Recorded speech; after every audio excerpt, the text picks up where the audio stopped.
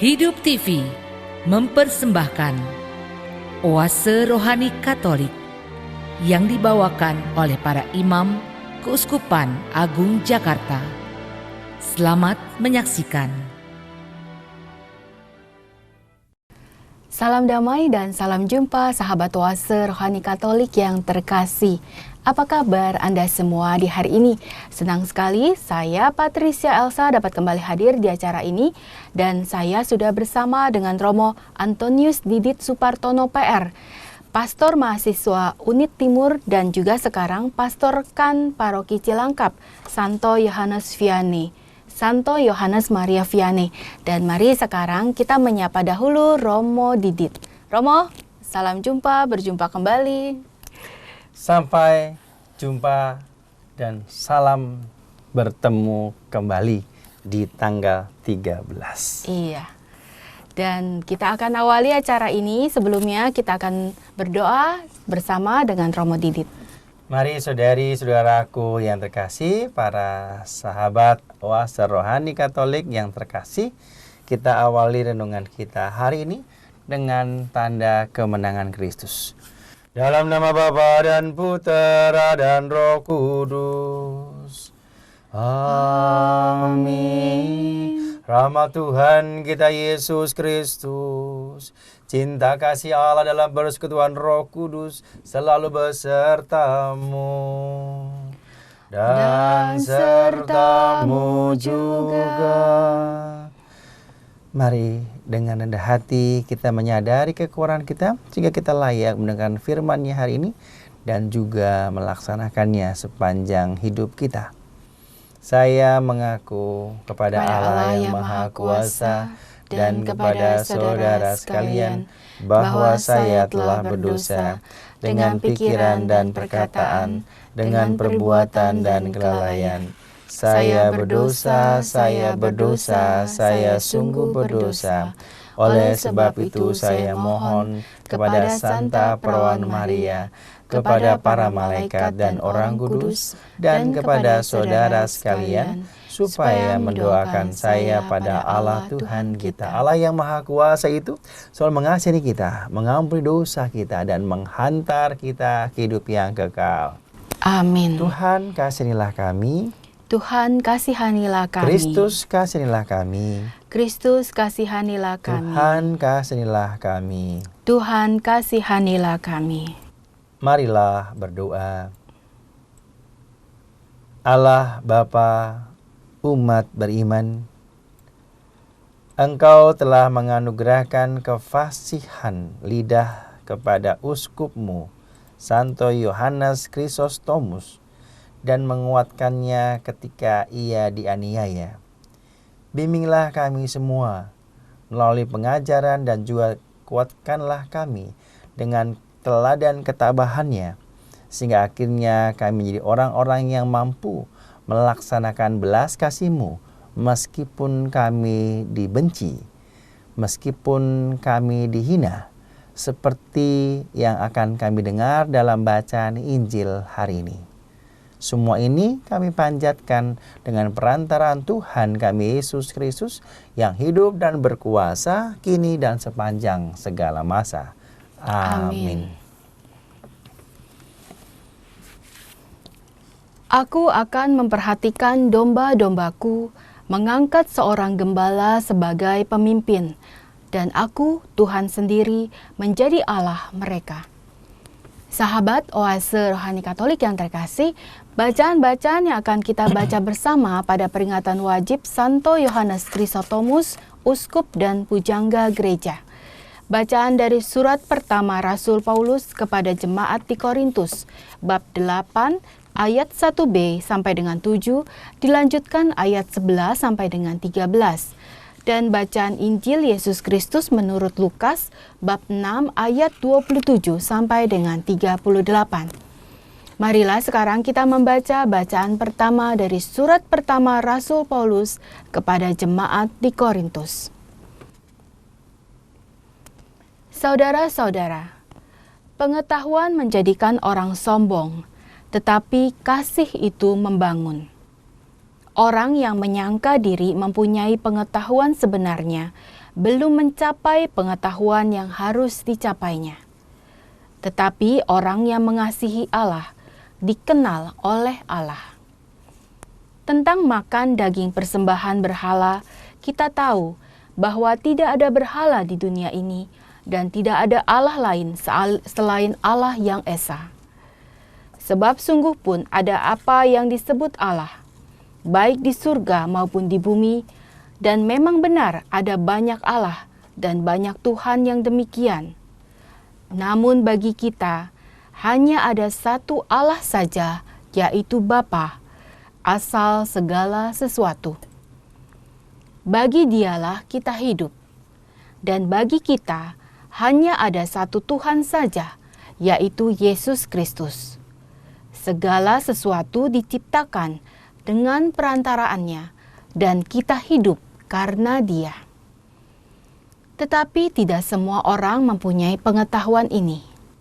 Ada orang yang karena masih terikat pada berhala-berhala, makan daging itu sebagai daging persembahan berhala. Karena hati nurani mereka lemah, maka hati nuraninya ternoda. Dengan demikian, pengetahuan menyebabkan kebinasaan saudaramu yang masih lemah. Padahal Kristus juga wafat untuk dia. Maka engkau berdosa terhadap saudara-saudaramu karena engkau melukai suara hati mereka yang masih lemah. Dan dengan demikian, engkau sebenarnya berdosa terhadap Kristus sendiri.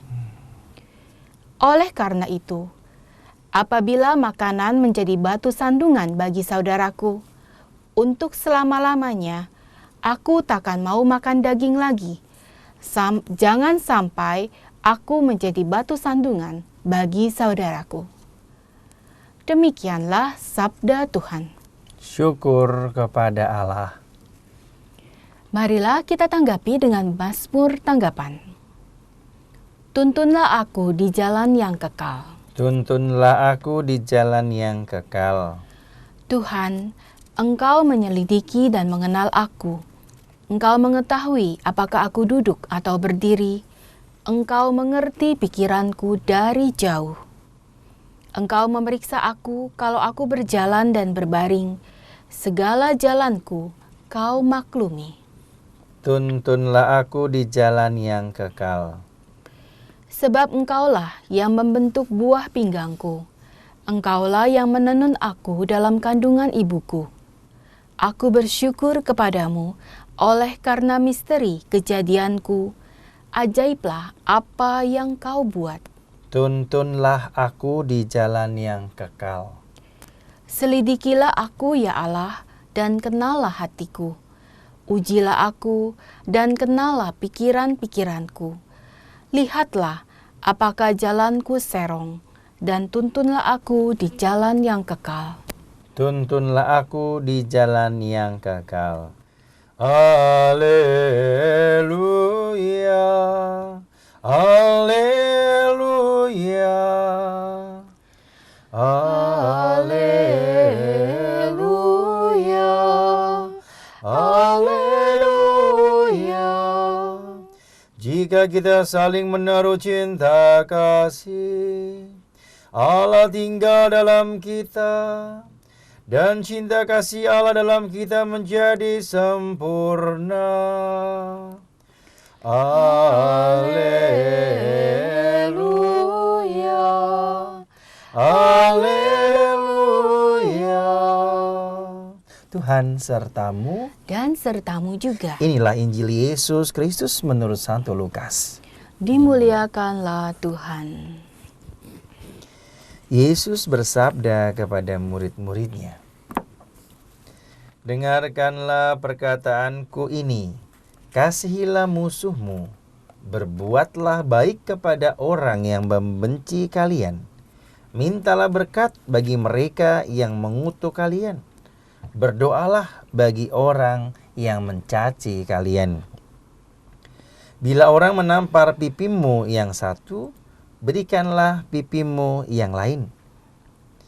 Bila orang mengambil jubahmu, berikanlah juga ia mengambil bajumu. Berilah kepada setiap orang yang meminta kepadamu, dan janganlah meminta kembali dari orang yang mengambil kepunyaanmu. Dan sebagaimana kalian kehendaki orang berbuat kepada kalian, demikian pula hendaknya kalian berbuat kepada mereka. Kalau kalian mengasihi orang yang mengasihi kalian, apakah jasamu? Orang-orang berdosa pun berbuat demikian. Sebab, jikalau kamu berbuat baik kepada orang yang berbuat baik kepada kamu, apakah jasamu?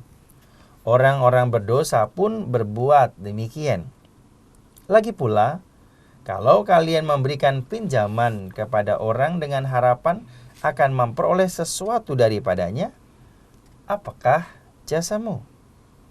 Orang-orang berdosa pun meminjamkan kepada orang-orang berdosa, supaya mereka menerima kembali sama banyaknya. Tetapi kalian, kasihilah musuhmu dan berbuatlah baik kepada mereka, dan berilah pinjaman tanpa mengharapkan balasan. Maka ganjaranmu akan besar dan kalian akan menjadi anak Allah yang maha tinggi. Sebab Ia baik terhadap orang-orang yang tidak tahu berterima kasih dan orang-orang jahat. Hendaklah kalian murah hati, sebagaimana Bapamu murah hati adanya. Janganlah menghakimi orang, maka kalian pun tidak akan dihakimi. Dan janganlah menghukum orang, maka kalian pun tidak akan dihukum.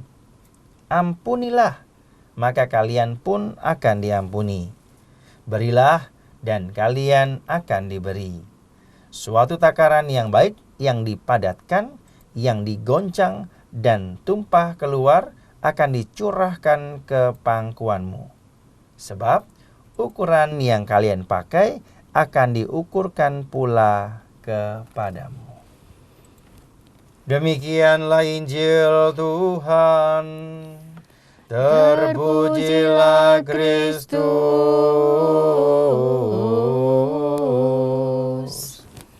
Terima kasih Romo Didit untuk bacaan Injilnya. Sama-sama Elsa. Ya, sahabat Oase Rohani Katolik yang terkasih, kita sudah mendengarkan 2 bacaan pada kesempatan hari ini. Dan sekarang tiba saatnya Romo Didit akan memberikan kepada kita semua inspirasi pewartaan dan kabar baik Injil. Baik saudari-saudaraku yang terkasih, dalam bacaan pertama nanti kita akan mendengar bagaimana Rasul Paulus mengajak jemaat di Korintus sebuah keyakinan bahwa pengetahuan tidak sepenuhnya itu menjadi sesuatu yang sempurna di hadapan Allah. Sebaliknya, pengetahuan memang malah sering menjadi batu sandungan. Semakin orang pintar, semakin orang merasa dirinya lebih hebat, semakin juga banyak yang menentangnya. Tapi sebaliknya, pengetahuan yang dimiliki dengan kasih yang besar akan Allah, itulah yang akan mendatangkan kesempurnaan, yaitu cinta kasih Allah yang tinggi. Dan saya menemukan ada beberapa hal yang bisa kita renungkan bersama. Yang pertama, janganlah kita melukai hati orang yang sederhana, yang lemah, karena kita akan berdosa di hadapan Allah. Jadi kalau kita pintar, kita hebat, lalu kita menjelekkan, menjatuhkan, bahkan menghina orang yang lebih bodoh ataupun yang kurang dari kita nggak layak di hadapan Allah. Itu yang pertama. Yang kedua, sebaliknya, kalau kita mengasihi Allah, Ia akan dikenal oleh Allah. Kasih Allah begitu sempurna, maka kalau kita berbuat sesuatu yang baik, maka Allah akan mengenal kita dan juga kita mendapatkan begitu banyak berkat. Hal yang lain yaitu banyak Allah-Allah, banyak ilah-ilah, banyak Tuhan, dan banyak sebuah tanda kita punya kelekatan-kelekatan. Maka Rasul Paulus menegaskan kepada jemaat di Korintus dan juga kepada kita semua, hanya ada satu Allah, yaitu Bapa Tuhan kita Yesus Kristus, dan ada satu Tuhan, yaitu Yesus Kristus yang menyelamatkan kita. Itulah yang sungguh mau kita renungkan di dalam bacaan pertama hari ini. Aku tak akan mau makan daging lagi, katanya, kalau aku menjadi batu sandungan umatku. Dan inilah bagaimana Rasul Paulus luar biasa.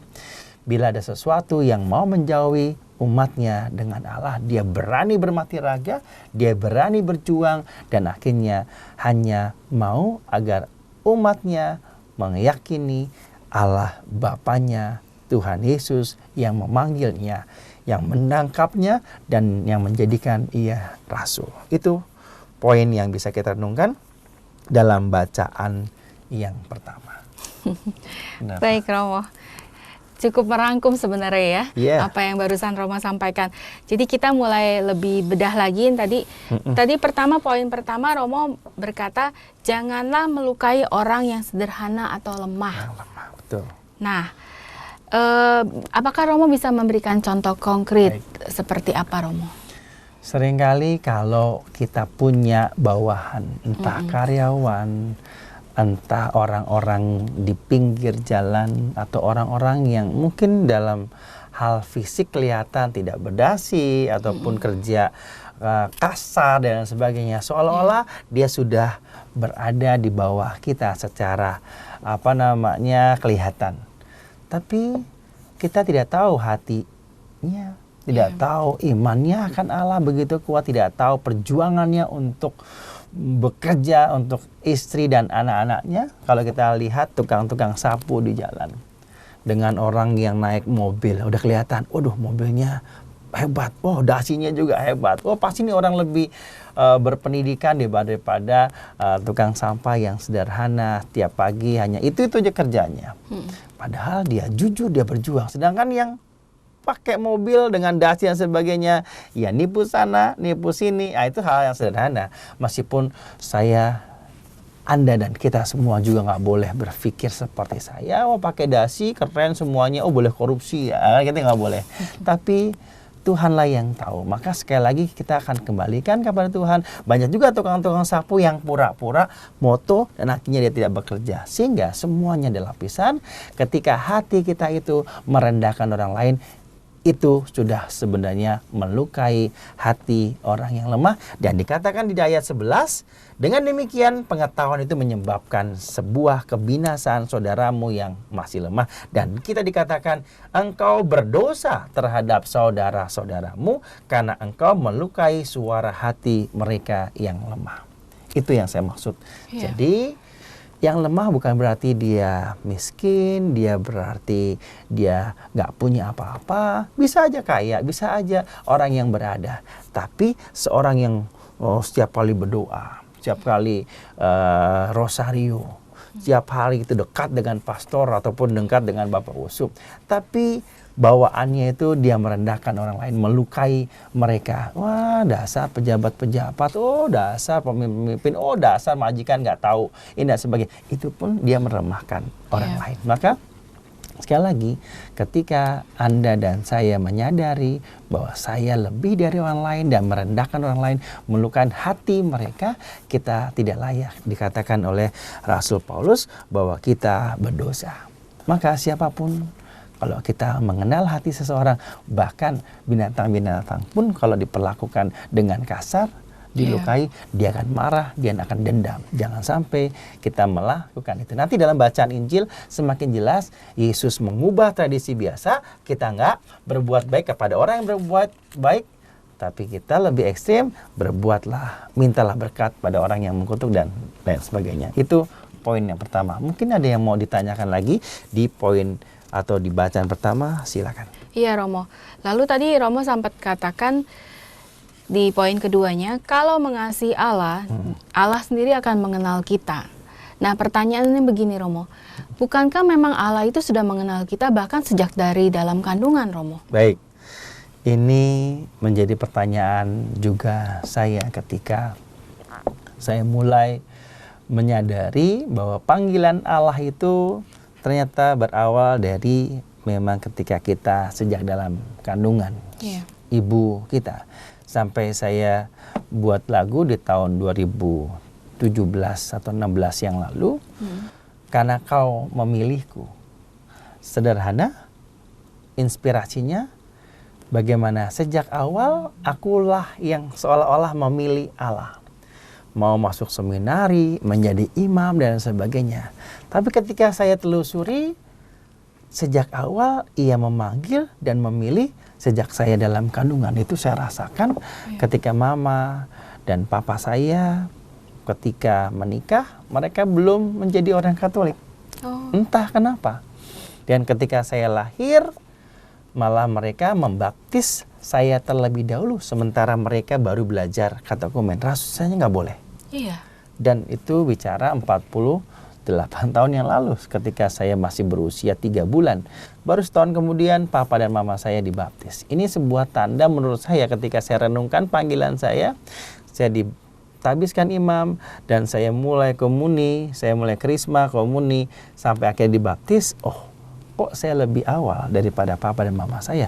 Mungkin itulah akhirnya saat-saat pertama, saat-saat dipanggil, dan akhirnya Dia sudah memilih saya sejak dalam kandungan. Ibu saya masih tahajud, masih sholat 5 waktu ketika saya masih dalam kandungan. Bahkan ketika 1-2 bulan, lalu papa saya yang memang belum Katolik, belum dibaptis, tapi tahu berdoa Bapa kami, hanya itu yang bisa dilakukan. Sedangkan mama saya sungguh sebagai orang Islam yang taat, yang setia, sholat 5 waktu, dan seterusnya.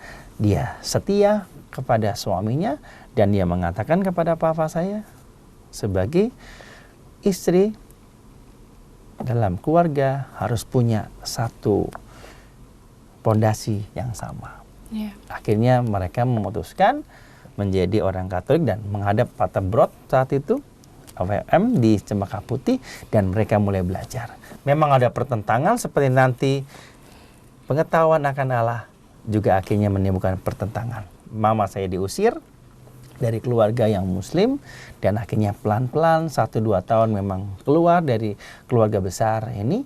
Lalu setelah 10 tahun baru mereka kembali dan akhirnya menerima keluarga kami, dan sudah hampir 35 tahun terakhir ini setiap Lebaran, setiap Natalan kami berkumpul bersama, dan itu luar biasa, sebuah sukacita bagaimana Kristus mau menghadirkan sebuah persaudaraan, sebuah tanda belas kasih lebih utama dibandingkan hanya soal agama. Maka untuk tahun ini kita Bhinneka Kita Indonesia sungguh benar dan sungguh tepat bagaimana Kristus menyatukan semua orang yang beriman kepada Allah, bukan hanya berdasarkan agamanya. Demikian.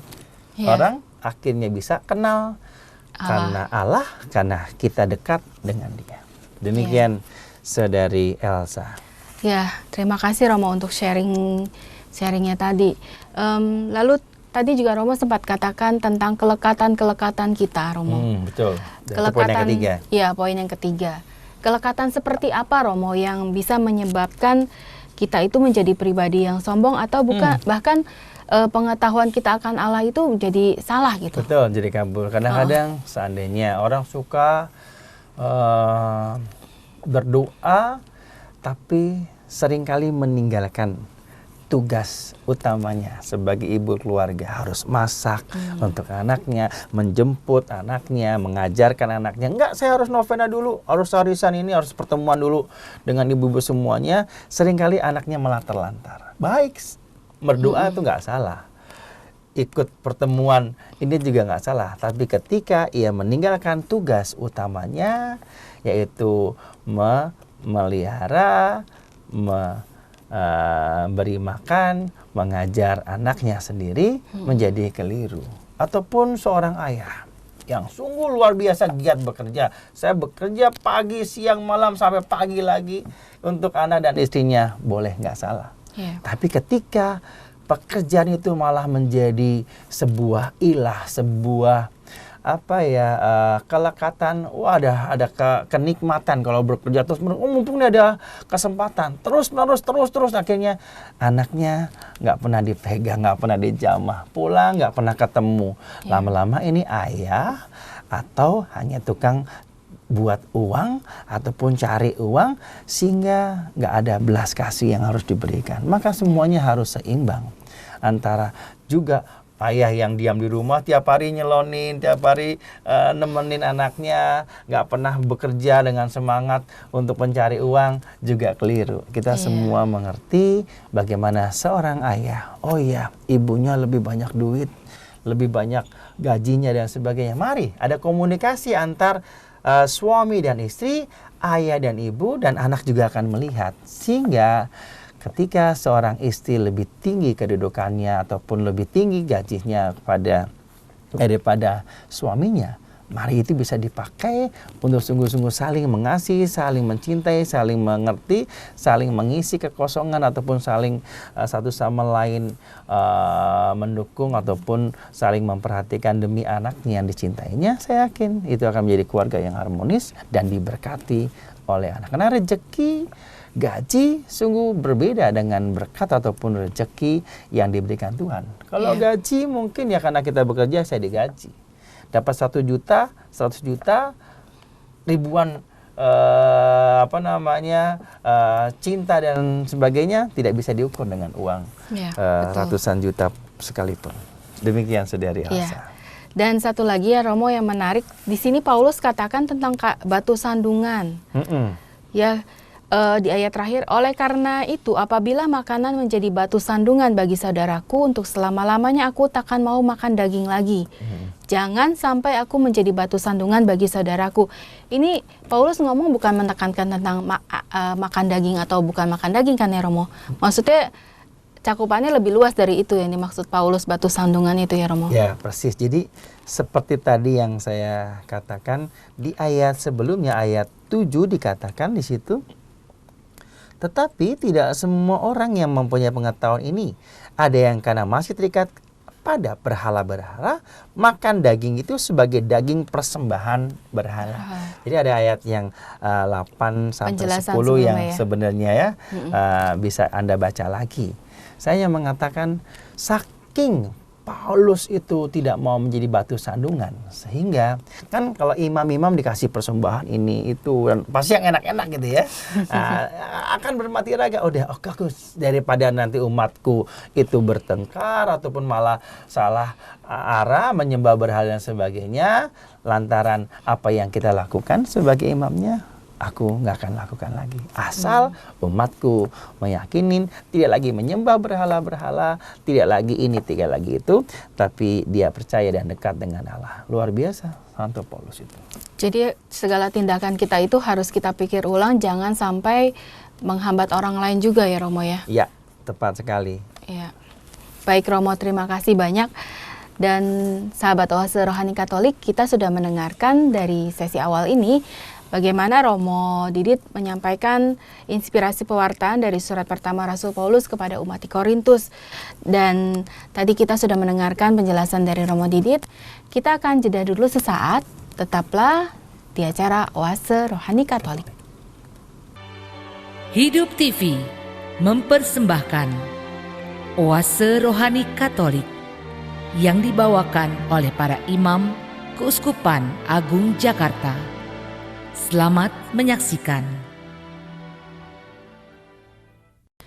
Terima kasih Anda masih bersama dengan kami, sahabat Oase Rohani Katolik yang terkasih. Masih bersama dengan Romo Antonius Didit Supartono PR, Pastor Mahasiswa Uni Timur dan juga Pastor Kan Paroki Cilangkap. Dan saya Patricia Elsa. Romo, kita lanjutkan kembali. Tadi sudah Romo sampaikan inspirasi pewartaan dari surat pertama Rasul Paulus kepada jemaat di Korintus. Apakah Romo ingin menambahkan lagi atau kita langsung melangkah ke bacaan Injil hari ini Romo? Mungkin saya mengulangi bagi para pendengar yang baru saja bergabung dengan kita. Dalam bacaan pertama surat Rasul Paulus kepada jemaat di Korintus, ada 3 poin yang kita renungkan bersama, yang saya sampaikan. Yang pertama, bagaimana bila engkau melukai hati orang yang lemah, engkau berdosa, engkau tidak layak di hadapan Allah. Maka jangan sekali-sekali meskipun kita itu lebih pintar, lebih punya, lebih segala-galanya, janganlah merendahkan, melukai hati orang-orang yang ada di bawah kita. Dan yang kedua, kalau orang mengasihi Allah, orang sungguh-sungguh mencintai Allah, ia akan dikenal oleh Allah. Dan ternyata Allah sudah mengenal kita sejak kita dalam kandungan. Dan itu sudah saya katakan, juga saya sharingkan bagaimana Allah mengenal saya ketika saya dibaptis, menerima komuni, menerima krisma, dan akhirnya ditabiskan menjadi seorang imam. Dan itu bagi saya perjalanan mengenal Allah luar biasa. Dan yang ketiga, bagaimana Rasul Paulus, dia lagi mau menjadi batu sandungan, sehingga akhirnya dia mau tidak makan daging dan akhirnya memberikan hidupnya untuk jemaat yang dikasihinya. Sehingga ia mengatakan jangan ada ilah, jangan ada Tuhan-Tuhan lain, jangan ada kesenangan ataupun berhala-berhala selain Bapa Tuhan kita Yesus Kristus, dan hanya ada satu Tuhan, yaitu Tuhan Yesus. Itu yang bisa kita renungkan dalam bacaan yang pertama. Demikian Saudari Elsa. Iya, baik, terima kasih Romo. Sekarang kita akan melihat kabar baik Injil Lukas pada hari ini. Ini Injilnya sangat bagus Romo pada hari ini ya. Pesan-pesan sabda Yesus kepada murid-muridnya Romo. Khas Katolik, khas Kristen, khas Katolik. Bukan hal-hal yang umum. Jadi mungkin kalau kita ambil dari buku-buku, dari banyak tafsiran-tafsiran ataupun hal-hal ataupun cerita tentang tanggapan Injil, memang dikatakan memberi yang terbaik bagi orang lain itu baik. Tetapi kalau memberi yang terbaik bagi orang yang nggak baik, yang membenci, itu jauh lebih baik. Nah, artinya apa? Kalau kita memberi memberi sesuatu kepada orang yang baik sama kita, lumrah biasa. Tapi kalau kita memberi tetap yang terbaik kepada orang yang membenci, yang nggak pernah berbuat baik, itu yang luar biasa dan itu jauh lebih baik. Sebenarnya Injil mau mengatakan itu. Sehingga kalau misalnya kita bersama-sama meniti ulang bacaan Injil Lukas 6 ayat 27-38, saya yang menemukan satu hal penting, yaitu bagaimana Allah dalam diri Yesus mau mengajarkan sesuatu yang tidak baik, mari kita tanggapi dengan sesuatu yang baik.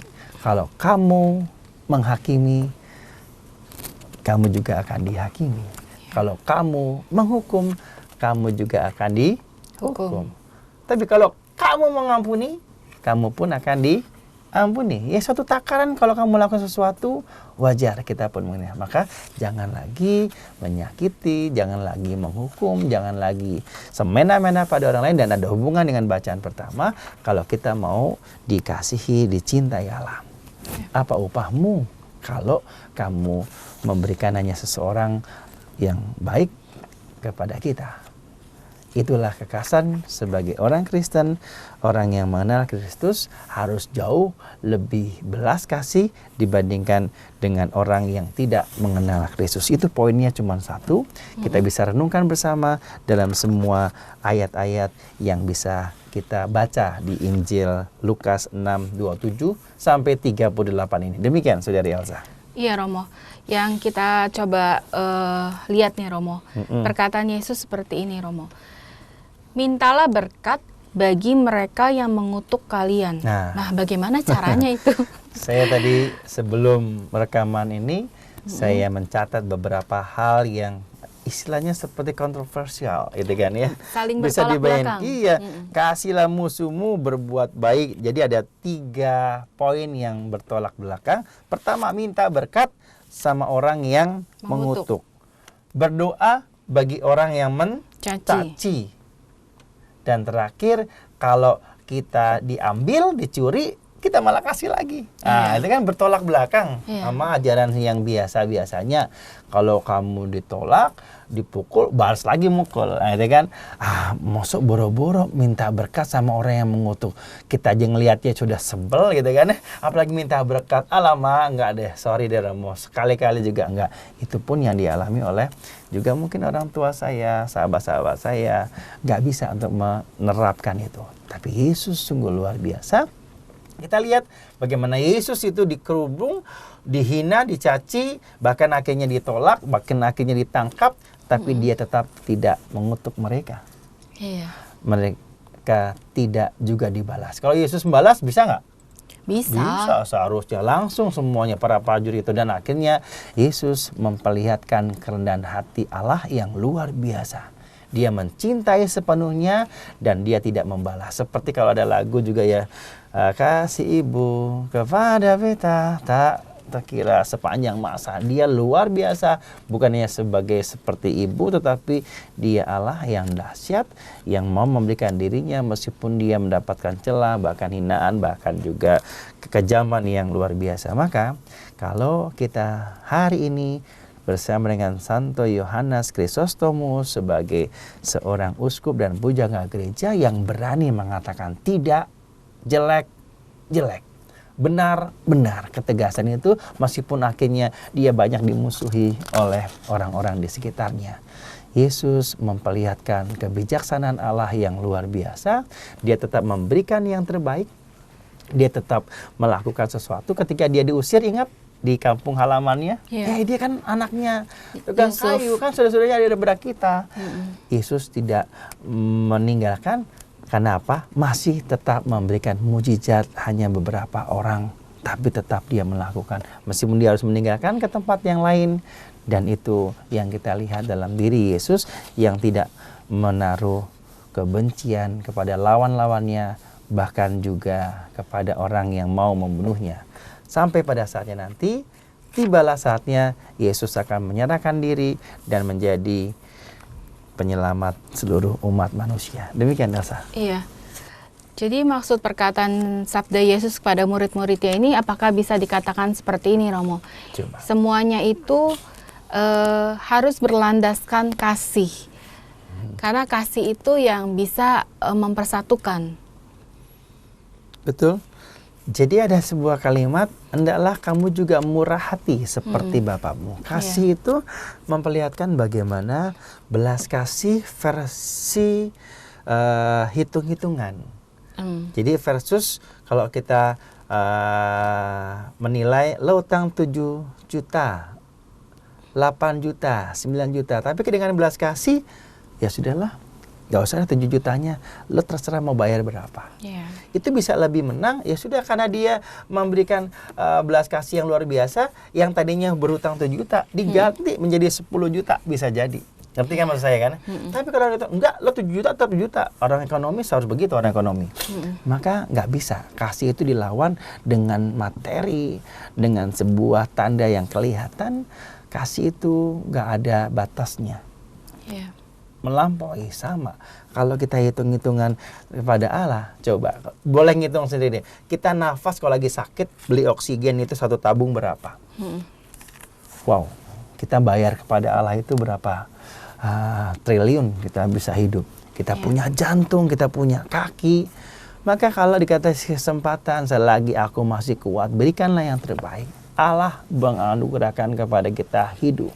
Bukankah hidup itu lebih penting daripada makanan, ya kan? Baju yang bagus nggak gitu penting kalau badannya itu nggak bisa pakai baju misalnya. Apalagi hidup ini. Maka dari itu teman-teman, mari kita syukuri kasih Allah yang luar biasa dalam hidup kita dengan ucapan syukur, belas kasih, enggak ngedumel. Kalau kita, saya bersyukur, misalnya teman saya jelek gitu ya, atau teman saya tuh gangguin saya dan sebagainya ya. Saya bersyukur masih punya teman yang masih mau peduli sama saya meskipun dia orangnya jelek ini dan saya bilang, tapi nggak ada tapinya.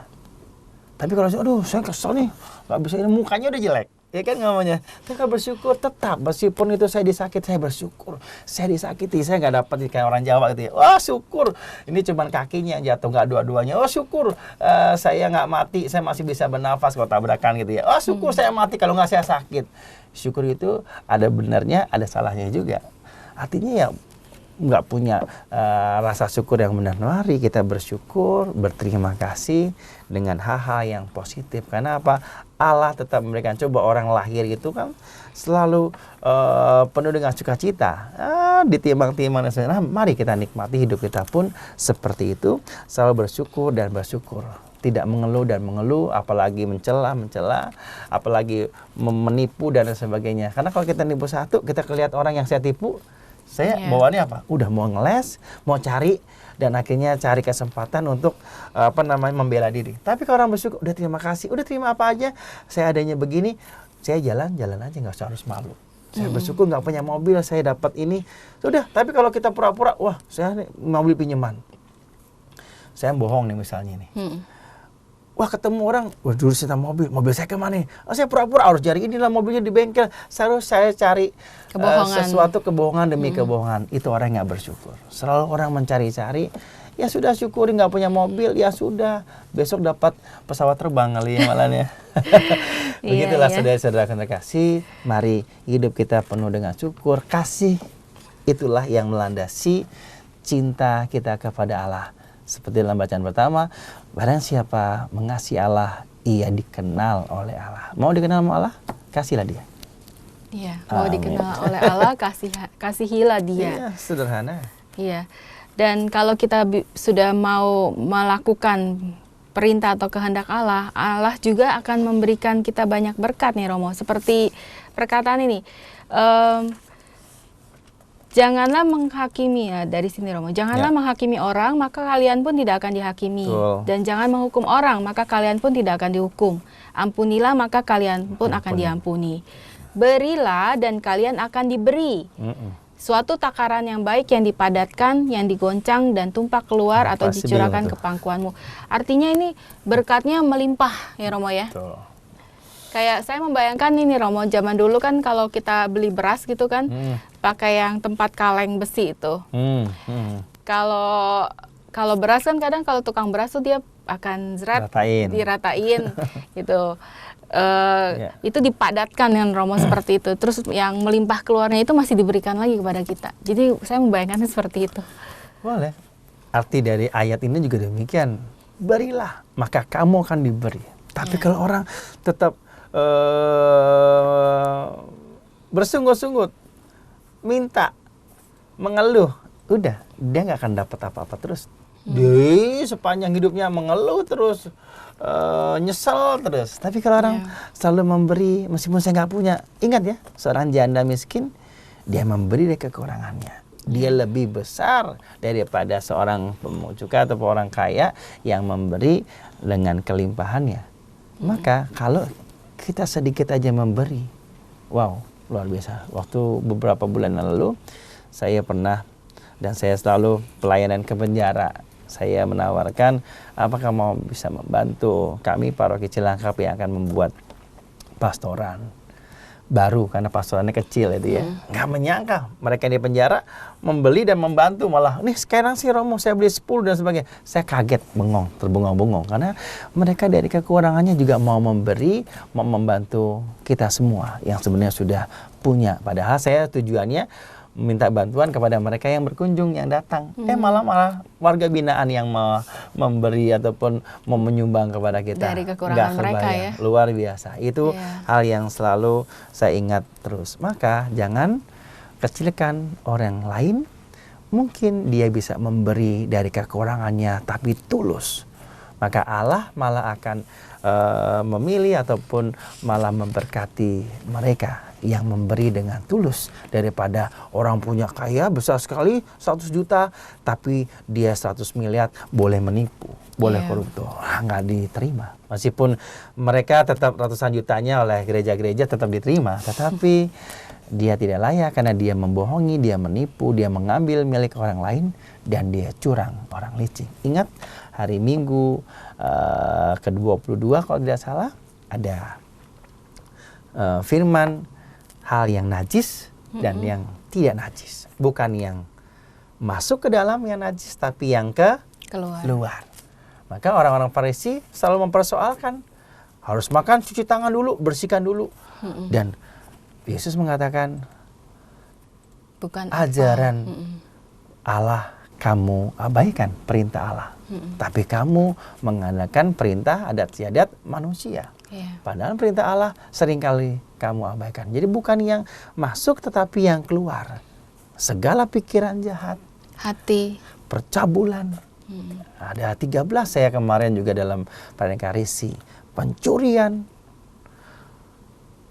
pembunuhan, perzinahan, keserakahan, kejahatan, sampai hafal saya. Kelicikan, kamu mungkin nggak hafal. Iri hati, kesombongan, nafsu, perzinahan, dan terakhir kebebalan. 13 persis. Dan orang yang itulah yang disebut najis, tidak layak di hadapan Allah. Ada 13 hal-hal jahat yang dalam Injil Markus, dalam bacaan hari Minggu itu kita dengar bersama-sama. Demikian Saudari Elsa dan juga para sahabat Oase Rohani Katolik dimanapun Anda berada. Baik, terima kasih Romo. Tadi perkataan dari Romo Didit sudah termasuk kesimpulan dari renungan pada hari ini. Dan semoga Anda semua yang mendengarkan kita dapat semakin diteguhkan dan juga semakin kita mau lebih menghayati firman Tuhan yang kita dengar ya Romo ya, dengan perbuatan kita sehari-hari. Dan kita sekarang akan masuk ke doa umat. Permohonan. Doa permohonan. Ya, silakan para sahabat Oase Rohani Katolik, kita berdoa, mintalah agar mereka semua yang kita janjikan dengan doa-doa kita, khususnya mereka yang seringkali kita abaikan, kita sakiti, kita lukai hatinya, kita mohon ampun dan kita berdoa untuk mereka. Janganlah kita menghukum kalau kita nggak mau dihukum. Janganlah kita menghakimi kalau kita nggak mau juga dihakimi. Ampunilah kalau kita mau diampuni. Itu pesan Injil hari ini. Mari kita syukuri Allah berbelas kasih. Mari kita juga berbelas kasih dan murah hati seperti dirinya. Allah Bapa kami bersyukur hari ini kami boleh mendengarkan firman-Mu yang luar biasa, begitu indah.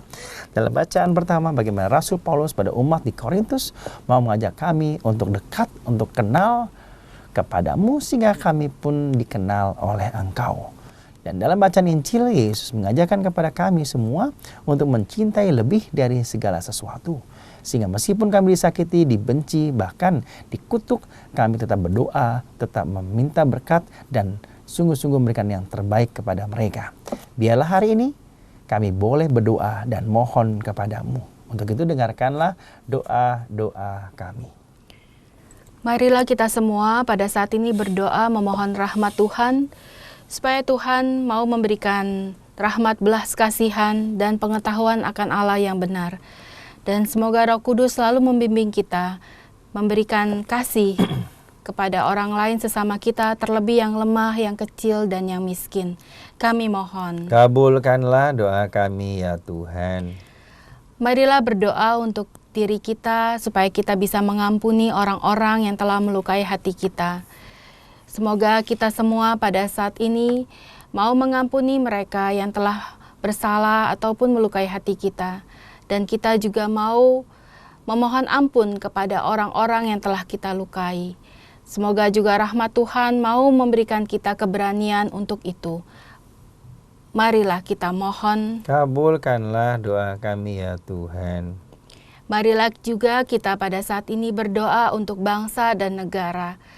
Engkau tahu ya Tuhan betapa kami bangsa Indonesia pada saat ini juga banyak hal-hal yang terjadi. Dan semoga kami semua dapat bersatu, tetap rukun, dan juga dalam semboyan Bhinneka Tunggal Ika.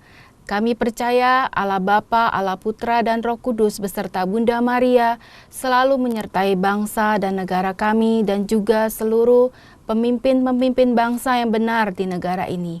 Marilah kita mohon. Kabulkanlah doa kami ya Tuhan. Mari kita hening sejenak, kita sampaikan doa-doa kita kepada Allah yang berbelas kasih, yang bermurah hati. sehingga kita juga ingin menjadi murah hati seperti Bapa murah hati.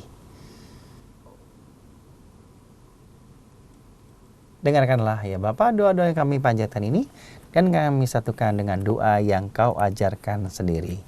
Bapa kami yang ada di sorga, dimuliakanlah namamu, datanglah kerajaanmu, jadilah kehendak-mu di atas bumi seperti di dalam sorga. Berilah kami rezeki pada hari ini, dan ampunilah kesalahan kami, seperti kami pun mengampuni yang bersalah pada kami. Dan janganlah masukkan kami dalam pencobaan, tetapi bebaskanlah kami dari yang jahat. Amin. Marilah berdoa. Allah Bapa kami, terima kasih untuk hari ini kami boleh mendengarkan firman-Mu. Jadikanlah kami murah hati seperti Engkau, mau mengampuni, mau berbelas kasih, dan sungguh-sungguh mau mengasihi Engkau, sehingga kami bisa dekat dan kami Kau kenal sebagai hamba-hamba-Mu yang setia. Semua ini kami panjatkan dengan perantaraan Tuhan kami Yesus Kristus yang hidup dan berkuasa kini dan sepanjang segala masa. Amin. Tuhan sertamu Dan sertamu juga. Semoga kita sekalian senantiasa dibimbing, diberkati oleh berkat Allah yang Maha Kuasa, Bapa dan Putra dan Roh Kudus. Amin. Amin. Saudari, sudah terkasih, renungan kita hari ini sudah selesai. Syukur kepada Nah, Allah. kita pergi, kita diutus. Amin. Amin. Sampai jumpa lagi tanggal 13 yang akan datang. Dan nanti jangan sampai lupa ada novena Santa Maria Fatimah di Jatinegara. Selalu saya ikuti dari tahun ke tahun. Iya, terima kasih Romo Didit. Dan kami juga pamit undur diri dari acara Oase Rohani Katolik. Saya Patricia Elsa bersama dengan Romo Antonius Didit Supartono. Dan mari amalkan Pancasila. Kita Bhinneka, kita Indonesia. Demikianlah Oase Rohani Katolik yang dibawakan oleh para imam Keuskupan Agung Jakarta. Tuhan memberkati.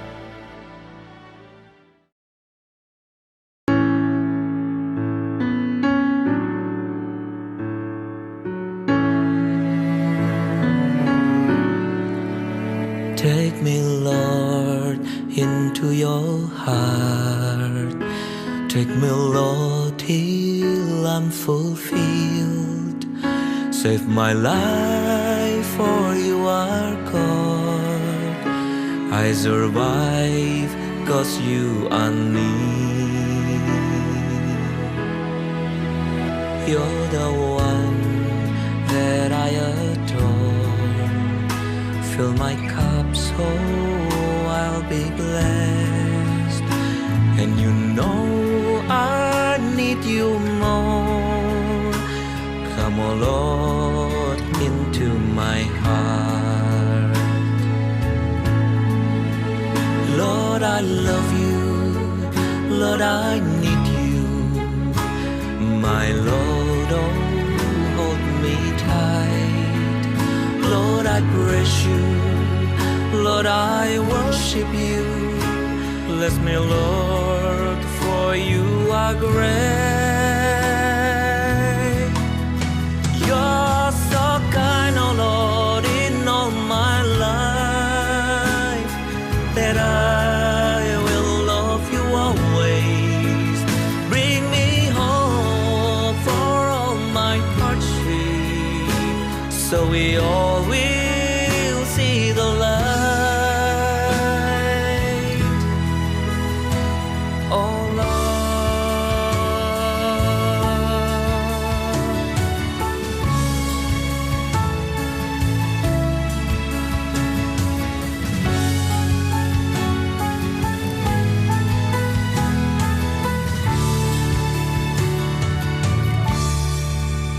For you know that I love you with all my heart and mind. Fill me, Lord, with all your blessing, so I know that you are near. Lord, I love you. Lord, I need you. My Lord, oh, hold me tight. Lord, I praise you. Lord, I worship you. Bless me, Lord, for you are great. You're so kind, oh Lord, in all my life, that I will love you always. Bring me hope for all my hardship, so we all will see the light. You're so kind, oh Lord, in all my life, that I will love you always. Bring me hope into my troubles, so we all will see the light. Oh Lord.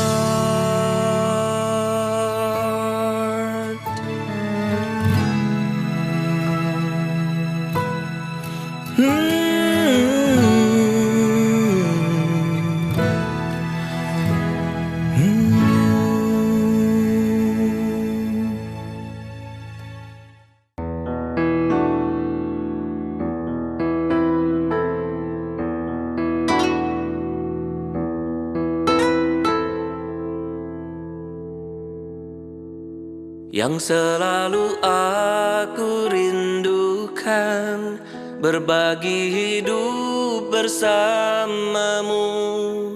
Takkan pernah terpikirkan berpisah dari dirimu.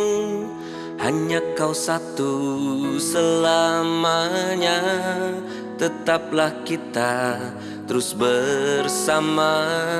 Jalani hidup bersamamu, karena Tuhan telah satukan.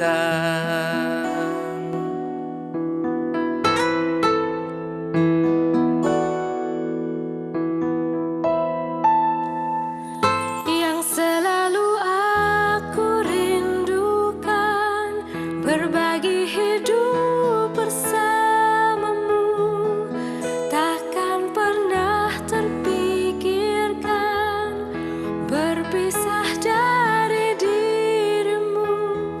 Hanya kau satu selamanya, tetaplah kita terus bersama. Jalani hidup bersamamu, karena Tuhan telah satukan. Bersamamu selamanya, berdua mengarungi cinta, menjaga kesucian cinta, kehendak Tuhan selamanya.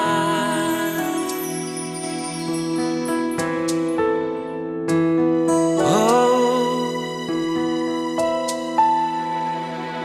yang selalu aku rindukan, berbagi hidup bersamamu. Takkan pernah terpikirkan berpisah dari dirimu. Hanya kau satu selamanya, Tetaplah kita terus bersama. jalani hidup bersamamu, karena Tuhan telah satukan. Bersamamu selamanya, berdua mengarungi cinta, menjaga kesucian cinta, kehendak Tuhan selamanya. Tuhan yang satu adalah cinta, ada kekuatan padanya, dan kasih kita untuk selamanya. Janjiku selalu setia. Bersamamu selamanya, berdua mengarungi cinta, menjaga kesucian cinta,